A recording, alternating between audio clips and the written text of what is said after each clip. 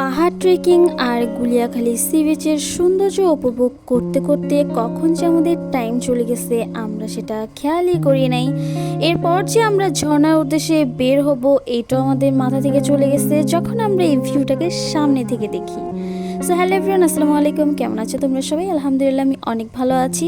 তো পাহাড় ট্রেকিং আর Guliakhali sea beach view করতে করতে এরপর আমরা চলে আসি আমাদের হোটেলে এসে এখানে আমরা দুপুরের লাঞ্চটা শেষ করে এরপর আমরা আবার চলে যাব নাপিতাছড়া ঝর্ণার উদ্দেশ্যে। তো আমাদের লাঞ্চ আইটেম ছিল মুরগির মাংস, ডাল, ভর্তা আর ভাত। তো খাওয়া দাওয়া শেষ করার পর এরপর আমি আর আমার ফ্রেন্ডরা সবাই মিলে এক কাপ কফি খেয়ে নিই। কফি খেয়ে এরপর আমরা বাসে যার যার সিটে বসে পড়ি। এখন আমরা চলে আসছি নাপিতাছড়া ঝর্ণার গেটের সামনে।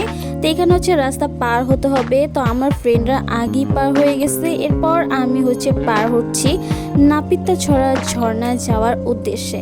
তো নাপিতাছড়া ঝর্ণা যাওয়ার উদ্দেশ্যে আমি একটা কথাই বলবো যে আমার পার্সোনালি মনে হয় যে সবচেয়ে ঝর্ণা ট্রেকিং মনে হয় এই নাপিতাছড়া ঝর্ণা। তো ট্যুর গাইডরা আমাদেরকে বলেছিল যে নাপিতাছড়া ঝর্ণার সামনে যেতে যেতে আমাদেরকে 40 থেকে 45 মিনিটের সময় লাগবে, যেখানে আমাদের সময় লেগেছে জাস্ট যেতেই সময় লেগেছে পাক্কা 2 ঘন্টা। 2 ঘন্টা ট্রেকিং।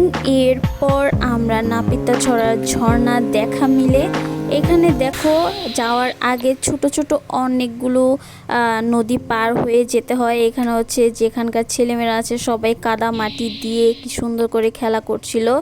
এখানে এত সুন্দর সুন্দর পাথর ছিল, মন চেয়েছিল যে আমি সবগুলা পাথর ব্যাগে করে নিয়ে আসি, বাট এগুলোর ওজন এত পরিমাণে বেশি, পাথর ওজন তো বেশি হবে তাই না, তাই আমি এর সাথে করে নিয়ে আসতে পারি নাই। এখানে দেখো গাইস, যারা যারা ঝর্ণায় গেছো আমার মনে হয় যে প্রত্যেকের পায়ের অবস্থা খুবই খারাপ।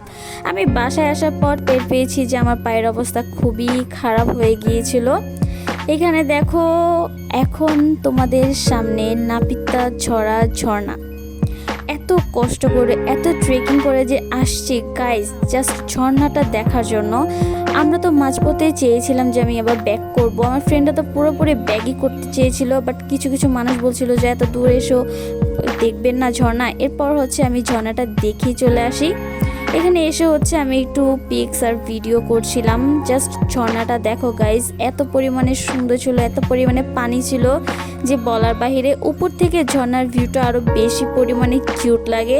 তো সব কিছু শেষ করে এরপর আমাদের টাইম শেষ হয়ে যায়। তো এখানে আমাদের ট্যুর গাইডরা বলছিল যে তাড়াতাড়ি বাসে চলে আসতে হবে, কারণ আমাদেরকে আবার ঢাকা ব্যাক করতে হবে। তো আজকের ভিডিওটা এই পর্যন্তই। তোমাদের কাছে প্রত্যেকটা ভিডিও কেমন লাগলো কমেন্ট করে অবশ্যই জানাবা।